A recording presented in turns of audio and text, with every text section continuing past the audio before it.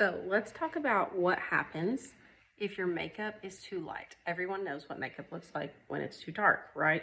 Middle school girl, makeup line, you look orange, like you've used too much tanner. We all know that. So kind of looking at my face, I can wear several Saint shades and just apply them differently with different brushes. So as our season changes, sometimes the easiest fix is just to use a more dense brush than you've been using before, or vice versa. You know, if you're getting, if your color is getting too dark, then use a less dense, more fluffy brush, such as the shape brush or the blend brush to apply, as opposed to the 3D brush or even the buff brush that has the dense, like more compact bristles where they're all in there, and it's going to put it on more concentrated. That's the word I'm looking for.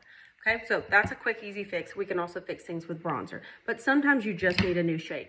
And a lot of times it's like, man, I used to love this makeup. Like, it melted in my skin like butter. It looked real skin-like, and now it doesn't. Well, one, obviously skincare is important. You know that. But if you've like exfoliated and fixed your skincare and you're still seeing that texture, a lot of times that means your color is too light. So I'm going to find a color that is too, let's do my main shade right now. So I can use several shades. I'm going to try June right here. And it's kind of, you know, you don't really see where I'm applying it. That's a good thing, right? That means it's a pretty good match. I'm going to go a little darker. And then you might be able to see where I'm placing that, and it might be a little too yellow. That's how we know if our color is too dark. And now I'm going to apply a lighter shade that's too light for me. I probably need to get I'm kind of mixing the shades right here. And whoa. Do you see? So I'm picking up the same amount of product, but do you see how much? Obviously, it's not going to be that much too light. Let me go with something a little more not. But did you see how, boom, you saw my pores? Like, the texture was obvious. Let me wash that off a little bit and try something a little more subtle.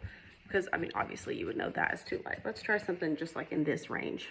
So instead of being so out here, where it's like probably close to where you were matched for winter. Do you see that I'm still getting that texture there that I didn't get when I did the June, or even my too dark of color, which again, I could have just used with a less dense brush. Can you see that? If that's happening, easy fix. Nothing's wrong with Saint, nothing's wrong with your face. You just need a darker shade. And think about this, when you guys wear leggings, do you ever buy gray leggings? Not if you're up a couple pounds like me. Like, I ain't buying any gray leggings or white leggings because they show on my cellulite. But when I wear black, it smooths that all over, right? Because darker colors cover up texture better. This is going to be really important in your under eye area. So let's correct our under eye in two different ways. Okay, the first thing I'm going to do is on one eye, I'll do even the worst eye too. So this one looks a little worse. I'm going to go with a darker shade, way darker than what I was using for my main, that has more orange in it. And I'm going to put that on the darkest parts of my under eye circle with a very small brush. I'm using one of our demi brushes. Mine is black because it was like a little special they did for artists. If we earned it, we could earn some black brushes. So I'm just going to hit it in the darkest areas super lightly. Again, I'm using the shade Mango. Super lightly, going with a darker shade because under eyes tend to be more textured because our eyes move. That makes sense. We have thin skin there, so it's thinner, and our eyes blink all day. Here we go. So I'm going to do a darker shade. Whereas on this eye, we think, oh, it's dark, so I need to lighten it up. I need to use a light color. Same brush so that you know I'm doing it the same way, and we'll even do it the way we did with the first one.